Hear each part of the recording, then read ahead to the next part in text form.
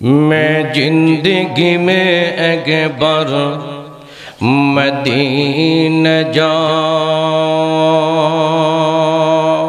Medina जाइते मन चाय ना कार कार चाय तो हाथ उठा देखाय, हाथ उठा रखे। अल्लाह प्रत्येकटा हाथ के मक्का मदीना जियारत करार तौफिक दाओ। रासूलेर रोजाया ताहारेर काछे दाঁড়ায়া रासूल के प्राण भरे सलाम देवार तौफिक दाओ, बोलेन आमीन। मैं जिंदगी में एक बार मदीना जाऊं, मदीना जाऊं कभी लौट न आओ। मैं जिंदगी में एक बार मदीना जाऊं। ऐ खुदा मेरे सामने सफर को अता कर, ऐ खुदा मेरे सामने सफर को अता कर। इस पानी दुनिया से मेरा दिल को जुदा कर। ऐ खुदा मेरे सामने सफर को अता कर। इस पानी दुनिया से मेरा दिल को जुदा कर। दरबार नबी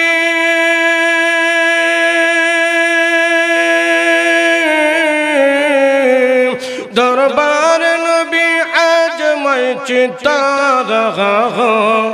मैं जिंदगी में एक बार मदीना जाऊं। जिस गुंबद खुदरा में नबी सोई हुई है, जिस गुंबद खुदरा में नबी सोई हुई है। इस काख के जाने ने सार मेरा दिल हुई है। सना तो सना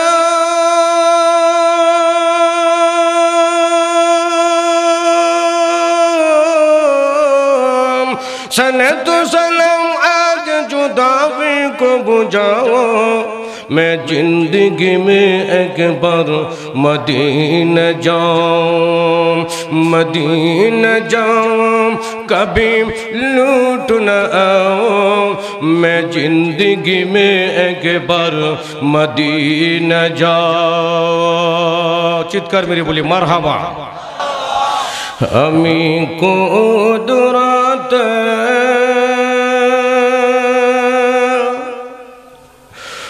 बुझते परिना आगा मोहियान।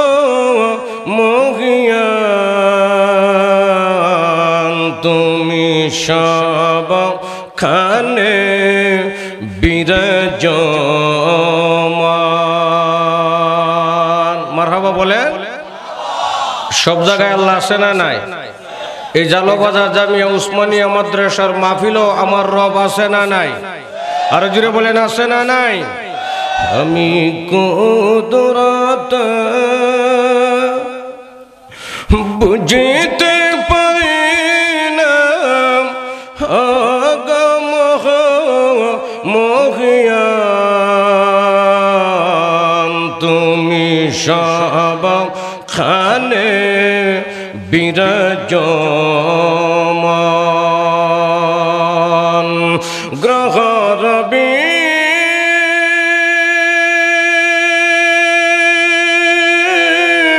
তারক পুঞ্জ সোনা ফল মাঠ গনন গঞ্জ দুশর মরু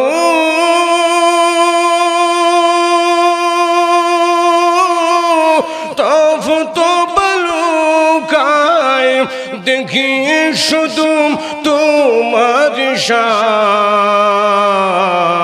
তুমি সবখানে বিরাজমান। আমি কুদরত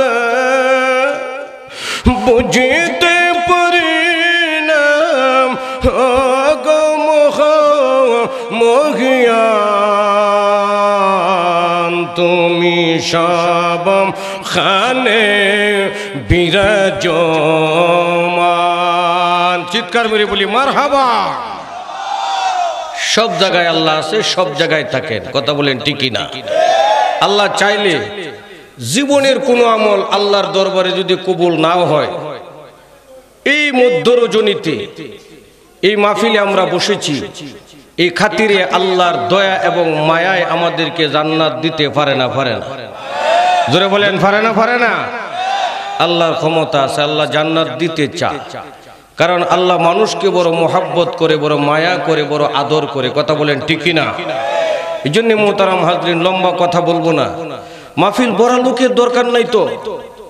আল্লাহর দরবারে যদি মাহফিল কবুল হয়, অল্প মানুষই যথেষ্ট। জোরে বলেন, অল্প মানুষই যথেষ্ট। যুগে যুগে সময়ে সময়ে যত মানুষ দিনের প্রয়োজনে এসেছে, ইসলামের প্রয়োজনে এসেছে, লক্ষ লক্ষ কোটি কোটি মানুষের প্রয়োজন হয় নাই। অল্প মানুষের খাতিরেই আল্লাহ তাআলা যুগে যুগে দিনের বিজয়ী পতাকা উত্তোলন করেছে। কথা বলেন ঠিক না? সংক্ষেপে কয়েক মিনিট কথা বলবো। আমাদের রাসূলের জামানায় হযরত উমর যখন ইসলাম কবুল করেছিলেন, তখন মানুষের সংখ্যা এত ছিল না। মুহাদ্দিসিনে কেরাম লিখেছেন মাত্র 40 জন সাহাবাই কেরাম নবীর ইসলাম কবুল করেছিলেন। সুবহানাল্লাহ বলেন। কয়জন? কয়জন? লক্ষ লক্ষ কোটি কোটি ছিলেন না, মাত্র 40 জন যুবক ইসলামের ছায়াতলে, কালিমার পতাকা তলে এসেছিলেন। হযরত উমর ইসলাম ধর্ম গ্রহণ করে, যুবক ভালো করে শুনে রাখো, আল্লাহ রাসূল সরকারে দু আলমকে বললেন, নবী গো, ঘর থেকে বের হন। আল্লাহ রাসূল কই যাইতাম? উমর বলে, নবী গো, এতদিন গোপনে গোপনে আপনারা আজান দিয়েছেন, গোপনে গোপনে নামাজ পড়েছেন, গোপনে গোপনে দিনের দাওয়াত দিয়েছেন। এখন আমি উমর ইসলাম কবুল করেছি, এখন আর গোপনে কোনো দিনের কাজ চলবে না, প্রকাশ্য দিবালোকে কাবা ঘরে গিয়ে আমরা নামাজ আদায় করব। চিল্লায় বলেন সুবহানাল্লাহ। বের হন। উমর কো বেরোইতো, নবী কয় রাজা হাজার হাজার এটির লোকে পোলানি যাইব, আমরা অল্প কয়েকজন মানুষ দেখো না। উমর কো অসুবিধা নাই, হাজার হাজারে আমি উমর দুইটাও গনি না। সুবহানাল্লাহ কইতেন না? এটা গনি না আমি উমর, বেরোন। নবী সাহাবায়ে কেরামদেরকে কো উমর তো কো বেরোইতাম, তোমরা কি কও? উমর যখন কইছে বেরোয় পড়ি। সুবহানাল্লাহ কইতেন না? বেরোইছে। উমর বলে কাতার হবে দুইটা, এক কাতারে 20 জন, আরেক কাতারে 20 জন। প্রথম কাতারের সামনে থাকবেন রহমাতুল লিল আলামিন, আপনি রাসূল নিজে। দ্বিতীয় কাতারের সামনে থাকবে আরেক বীর বাহাদুর, আরেক সিংহ, হযরতে আমিরে হামজা। সুবহানাল্লাহ কইবেন না? আর আমি উমর থাকবো সর্বদিকে সার্বিক পরিচালনায়। দেখব কোন কাফেরের বাচ্চা কোন দিক দিয়ে আসে আমাদেরকে আক্রমণ করার জন্য, আমি দেখব সার্বিক পরিচালনা করার জন্য। সুবহানাল্লাহ কইবেন না? জোরে করেন না সুবহানাল্লাহ। হযরতে উমর বলে বের হন। হযরতে উমর সাহাবাই কেরামদেরকে নিয়ে লেফট রাইট এরকম হাইটে হাইটে যাইতেছে। নবীজি বলেন, সাহাবাই কেরামের কাবা ঘরে গিয়ে নামাজ পড়বে, তাদের দিলে এত শান্তি, এত প্রশান্তি এসেছে, তারা যখন মাটিতে পা ফেলে মাটির নিচে পা গুলি ঢেবে যায়, আবার যখন পা গুলি উপরে উঠা, বালু যে পায়ের সাথে উপরে উঠে, চতুর্দিক দিয়া মনে হয় যেন ধোঁয়া উঠতেছে। বলেন না সুবহানাল্লাহ। হযরতে উমর কাবাগরের দেয়ালটা দেখে দিলে প্রশান্তি এসে গেছে। হযরতে উমর কাবাগর দেখে জুরে একটা নারায়ে তাকবীর লাগায় দিলেন। সকল সাহাবাই কেরাম জুরে জুরে আল্লাহু আকবার বললেন। বলেন না আল্লাহু আকবার? আল্লাহু আকবার বললেন। এই আওয়াজ আবু জাহেলিয়া নবীজির দুশমন, ইসলামের দুশমন, আল্লাহর দুশমন, মুসলমানের দুশমন আবু জাহেলিয়ার কানে গিয়ে পড়ছে। দূরে গর্তে বেরোইছে, বেরোয়া ডাক দিয়ে বলতেছে, কেডারে? সুবহানাল্লাহ কইতা না? কেডারে? এমনি সর্বপ্রথম হযরতে উমর লাঠিটা নিয়া কাবাগরের দেয়ালটার ওয়ালটা গেটটার কিনারে গিয়ে এইভাবে দাঁড়াইছে। দৌড় দিয়ে আবু জাহেলের সর্বপ্রথম নজর পড়ছে উমরের দিকে। হেজে একটা হার্ট ব্রেক মারছে, মনে হয় যেন সৃষ্টুর বাস স্টেশনের চাক্কা ব্রাস্ট হয়েছে। সুবহানাল্লাহ কইতেন না? হযরতে উমর কয়, ভাই আবু বকর আসো। দাঁড়াইছো করে আসো। বিবির কাছ থেকে জীবনের বিদায় নিয়ে আসো, সন্তানের জবান থেকে জীবনের বাপ ডাক শুনে আসো, আমি উমর এখন ইসলাম ধর্ম গ্রহণ করে ফেলেছি, আর তোমাকে জিন্দা ফিরত যাইতে দিব না। আওয়াজ দিয়ে বলেন সুবহানাল্লাহ। উমরের নাম ছিল উমর। নবী সেদিন উমরের নাম দিয়েছেন উমরে ফারুক। হক আর বাতিলের ভিতরে পার্থক্য দানকারী হলেন হযরতে উমর। জোরে জোরে জোরে জোরে বলেন না সুবহানাল্লাহ। এ যুবক, ভালো করে শুনো, ইসলাম প্রতিষ্ঠা করার জন্য বেশি লোকের প্রয়োজন পড়ে না। বেটার মতো বেটা হলে অল্প কয়েকজনই যথেষ্ট। আওয়াজ দিয়ে বলেন কথা ঠিক কিনা? বেশি লাগে না। আর আজকে আমাদের বাংলাদেশের 90.6% মুসলমান যে দেশে বসবাস করে, সেই দেশের বাবা মা গুলি যুবকদেরকে নিয়ে বড় টেনশনে আছে। কথা বলেন, জোরে বলেন ঠিক কিনা? বড় দুশ্চিন্তায় আছে। এদের শরীর চলে না, এরা বাতাস হেলে পড়ে যায়, বাসের সাথে এভাবে দৌড়ে দাঁড়ায় থাকা লাগে। রিচার্জ করে দেখা হলো এদের শরীর এত দুর্বল কেন? এরা বিভিন্ন নেশায় আসক্ত, এরা আবার সাথে জড়িত, এরা গাঁজার সাথে জড়িত, এরা ফেনসিডিলের সাথে জড়িত, এরা বিভিন্ন রকমের নানা প্রকারের কুফরের সাথে জড়িত। এরা নিজেদের জীবনকে, যৌবনকে নেশার সাথে জড়িত করে নষ্ট করে ফেলতেছে। কথা বলেন ঠিক কিনা? এ হলো আমাদের যুবকদের অবস্থা। উমরের কথা বলতেছিলাম, সর্বোচ্চ আর 5 মিনিট কথা বলবো, এরপরে আমার কথা শেষ। উমর কেমন ছিলেন ইবরত হাসিল করো যুবকরা। দিনের জন্য তোমরা কি জন্য তোমরা দেওয়ানা হচ্ছ না? আজকে গোটা পৃথিবীতে 600 কোটি মানুষ থাকার পরে মুসলমানের সংখ্যা হলো 200 কোটি, বাকি 400 কোটি হলো ইহুদি, নাসারা, খ্রিস্টান, বেদিন, মালি, মুসার, মেতর, সামার, সাঙ্গাল, বাগখরা। মুসলমানই হলো 200 কোটি, বাকি সকল সংখ্যা হলো 400 কোটি। সংখ্যার দিক দিয়ে মুসলমানের সংখ্যা অন্য জাতির চেয়ে বহুগুণে বেশি। কথা বলেন ঠিক কিনা? এরপরেও আজকে পৃথিবীতে মুসলমানের দুর্দশা। মুসলমানের উপরে কাফের বেদিনেরা আঙ্গুল তুলে ফিলিস্তিনে মুসলমানদেরকে নিরুপায় হত্যা করে, ইরাকে আক্রমণ করে, ইরানে আক্রমণ করে, লেবাননে আক্রমণ করে, বাংলাদেশের দিকেও ভারতের ওই দালালেরা কক্কার চোখের নেই তাকিয়ে আছে বাংলাদেশটাকে গিলে খাওয়ার জন্য। আমি রিচার্জ করে দেখেছি কেন তারা চোখ পাথে। আমার দেশের যুবকেরা ইসলাম থেকে পিছপা হয়ে গিয়েছে। পরিষ্কার ভাষায় বলে যেতে চাই, যুবক, যেদিন আবার তোমরা কালিমার পতাকার ছায়াতলে আসবে, সেদিন আবারও 1500 বছরের আগের মতো গোটা পৃথিবীতে কালিমার পতাকা উঠবে। কথা বলেন ঠিক কিনা? শুধু যুবকরা ইসলাম থেকে দূরে সরে গেছে বিদায় ইসলামের আজকে এই পরিণতি। যুবকরা যখন ইসলামের হাল ধরবে, কালিমার পতাকা হাতে উঠাবে, তখন মুসলমানদের হাতে আবারও বিজয়ের মালা উঠবে। জুড়ে বলেন কথা ঠিক কিনা? হযরতে উমরের কথা বলতেছিলাম। হযরতে উমর হলেন খলিফাতুল মুসলিমিন। কে? কথা বলেন কি? হযরতে আল্লাহ রাসূলের ইন্তেকালের পরে আবু বকর খলিফা, আবু বকরের পরে হযরতে উমর হলেন খলিফা। কেমন ছিল উমরের শাসন আমল? 16 বছর আমার দেশও শাসন হয়েছে।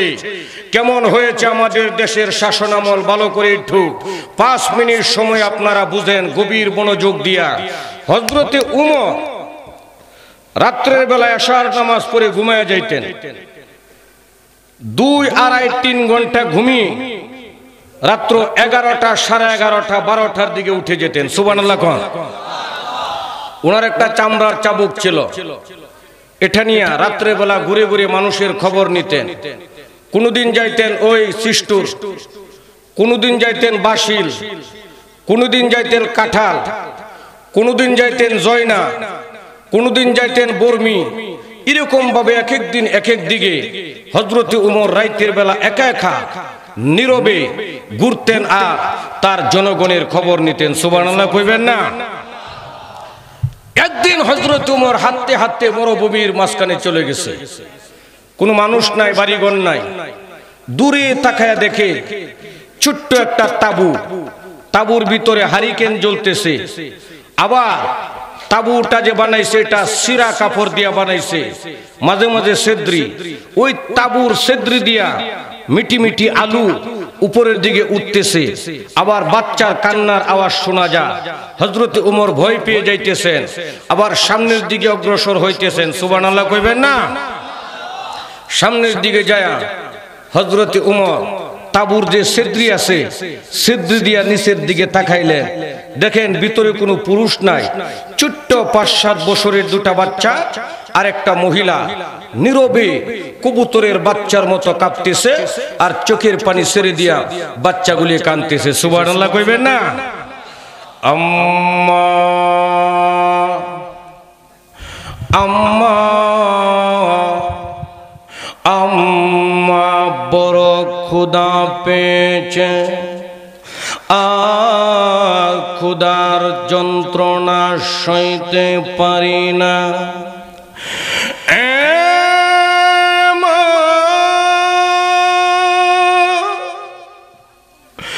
আজকে 3 দিন কোন প্রকারের খাবার খাই না রে মা, আর ক্ষুধার যন্ত্রণা সইতে পারি না। মাগো 3 দিন যাবৎ কোনো খাবার খাই না গো মা, জলদি করে খাবার দাও, নয়তো আমরা বাঁচব না গো মা।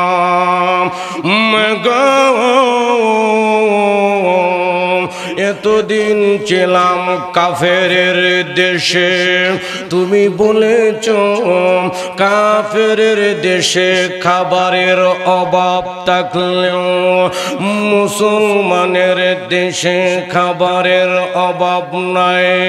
জোরে জোরে বলেন সুবহানাল্লাহ।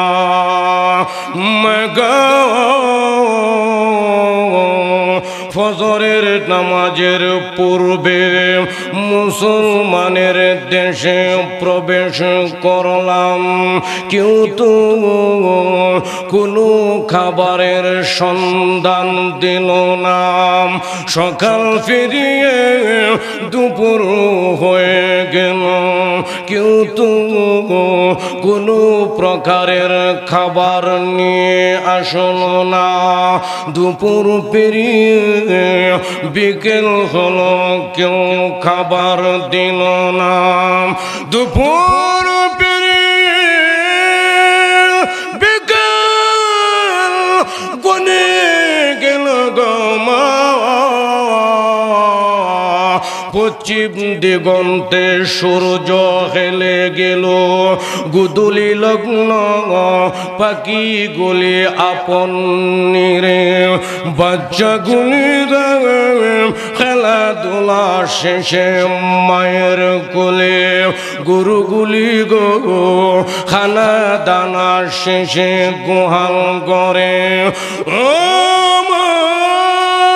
সন্ধ্যা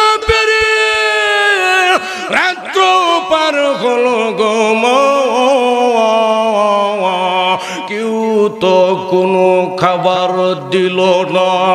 রাত্র বেরিয়ে এখন গভীর রজনী চলে, কেউ তো কোনো খাবার দিল না। জোরে জোরে বলেন সুবহানাল্লাহ। বালুকার মুসলমান ভালো করে উমরের শাসন আমল দেখো, হযরতে উমর এই দৃশ্য তাবুর ভিতরে দেখে ইউটার নিয়া আবার মদিনায় দৌড়া। মদিনায় যাওয়ার পর মদিনার খাবারের গুডাউনে চলে যায়। গুডাউনের খাদেমকে ডাক দিয়ে বলে, খাদেম রে জলদি করে বস্তার ভিতরে অল্প আটা ঢুকাও আর কয়েকটা খেজুর দাও। চিৎকার মেরে বলেন সুবহানাল্লাহ। ভাইজান এবার হযরতে উমর আটার বস্তা আর খেজুরের গাঁটটি মাথায় নিয়া পাগলের মতো তাবুর দিকে দৌড়ায়। তাবুর কিনারে দরজায় এসে ডাক দেয়, আসসালামু আলাইকুম ওয়া রাহমাতুল্লাহ। আম্মা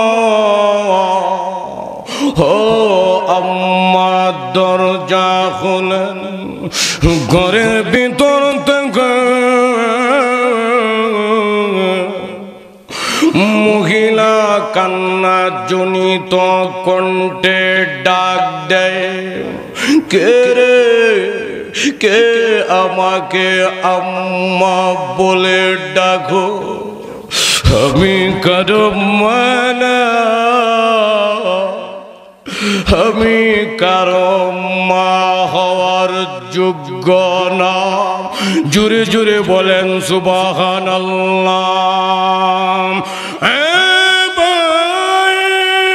ঘর থেকে মহিলা কান্দে আর বলে, আমি কারো মা হওয়ার যোগ্যতা রাখি না। যে মা দুঃখিনী 3 দিন পর্যন্ত সন্তানের মুখে খাবার দিতে পারি না, আমি কারো মা হওয়ার যোগ্যতা রাখি না। জোরে জোরে বলেন সুবহানাল্লাহ। হযরতে উমর ডাকতে বলে, আমি আপনার কাছে খাবারের জন্য আসি না, আমি একজন প্রতীক রাস্তা দিয়ে যাইতেছিলাম। এমন সময় দেখি আপনার সন্তান গুলি খাবারের জন্য কান্দে। মাগো দরজা খুলো গো মা, সামান্য খাবার আনছি আপনার সন্তানের জন্য। দরজা খুলো, আমি সামান্য খাবার নিয়ে আসছি প্রতীক। রাস্তা দিয়ে যাইতেছিলাম আপনার সন্তানের কান্না দেখে কিছু খাবার নিয়ে আসছি, দরজা খুলে। দরজা খুলছে, হযরতে উমর পরিচয় দেয় না। হযরতে উমর বলে, আপনি আঠা দিয়া রুটি রেডি করেন, আমি নিবানু চুলাটাকে জাল দিয়ে আগুন ধরাই। সুবহানাল্লাহ কন্যা, জোরে কন্যা সুবহানাল্লাহ। বাজান আমার ভাইজান চলে আসছে। হযরতে উমরের কথা বলতেছিলাম। এখন আমি যত ওয়াজ করি কাম হইতো না। কথা বলেন ঠিক কিনা? যেন ফুলা হয়েছে না, মুড়া চাউলের ভাতের দাম নাই আছে। জোরে বলেন আছে। হযরতে উমরের কথা বললে সারা রাত্র লাগবে, একের পর এক পয়েন্টে কথা বলা যাবে, কিন্তু সুযোগ নাই। আমার ভাইজান মুসাফির মানুষ, সুদূর ভারতের মেহমান, বাংলাদেশে 10 দিনের জন্য এসেছিলেন, বহুত প্রোগ্রাম করছে। আজকেও আমার ভাইজানের টিকিট কাটা 5:30টায়, ঠিক না? 5:20-এর দিকে টিকিট কাটা। আবার যাইতে হবে ভারতে, আগামীকালকে চলে যাবে। এই জন্য লম্বা কথা বললাম না, ওমরের কথা বলতেছিলাম।